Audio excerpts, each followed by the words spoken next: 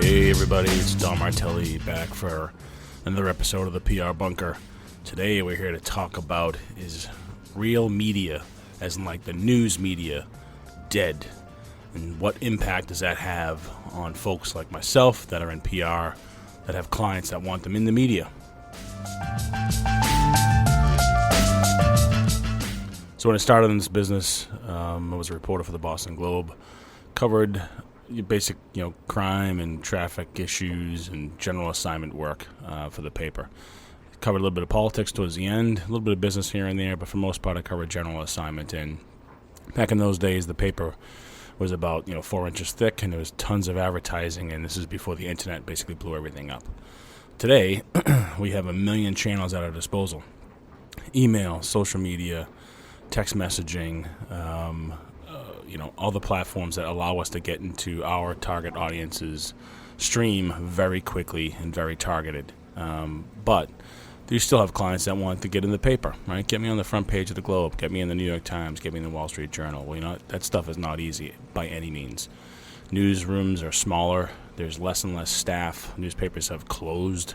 Advertising is basically not even existent anymore. These days, with COVID-19 being all the rage, if you will, the obituary page is bigger than the frickin' business page is it these days. So it's really, really hard to get media coverage, which is why, as somebody who's in PR, you should be counseling your clients to use other channels on a regular basis.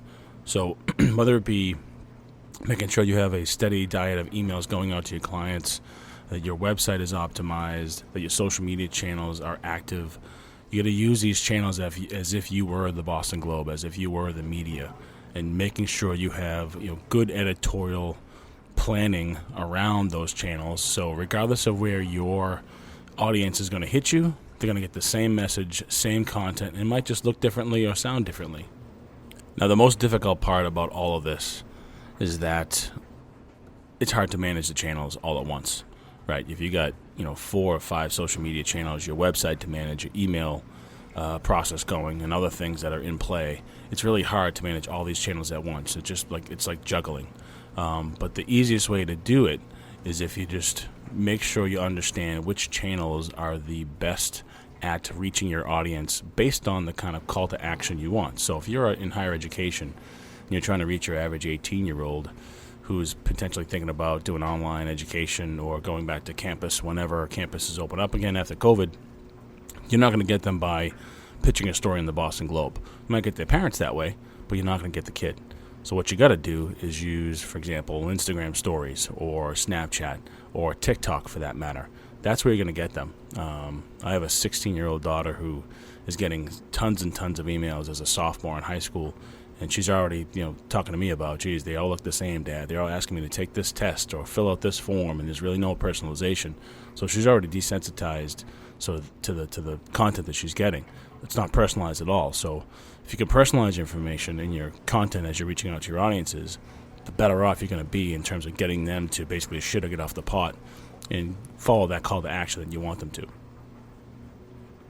But going back to media real quick, if you're thinking about pitches stories these days, you have to make sure that it's relevant. And not relevant to you, frankly, but relevant to what the newspaper or the TV station or that radio program is covering up, is doing at that particular point. For example, I got a client of mine called Brighton Marine, which is a veteran network in Brighton, Massachusetts, to help veterans get all the services they need, including career services, housing services, and so on and so forth. They have donated hundreds and hundreds of iPads to the soldiers' homes in Massachusetts, one in Chelsea, one in Holyoke, because these veterans cannot get access to their families because of the quarantine. So now the iPads will be able to allow the veterans to connect to their families. And the client didn't want any media coverage. They just wanted to go through the motions and give the donation to the soldiers' home because it's the right thing to do. But as their counselor, my job is to get the media coverage, and there was a slew of it. And why? Well, because it's COVID-related, 1. 2, it's veterans, which is a very sensitive topic these days. 3, both of those soldiers' homes have been under attack from the COVID virus. And now you have a client that is in the veteran space providing a communication tool to veterans to talk to their families because of COVID. All of those things equal a good news story. And if you're in PR, I'm sure at some point you've had your clients say, hey, we need to be in the Globe today. I need to be in the New York Times today. Here's a pitch we want out. And you read it and you say, this is dog shit. There's no way this is getting picked up. Well, in cases like this is where your other channels come into play. Paid media, shared media, or owned media.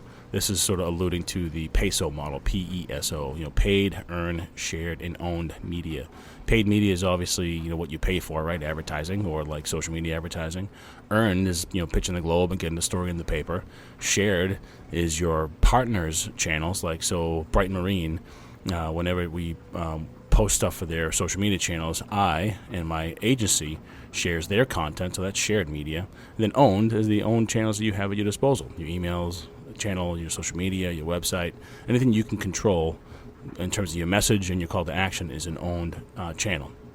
So if you can't get media coverage, look at the other three channels. And yeah, people don't want to spend money now because of the economy and what's going on, and I get all that, but you can target people on Facebook for a few $100. So it's not going to break the bank. And if you don't have the budget to do that, then focus on your own channels and activate the people that are around you in your network and try to elevate them to share your content on their channels, which comes into the shared side. So there's all types of ways to get quote-unquote media. You just got to be smart about it and think about that PESO model. One last bit of advice I'm going to leave y'all with today about media.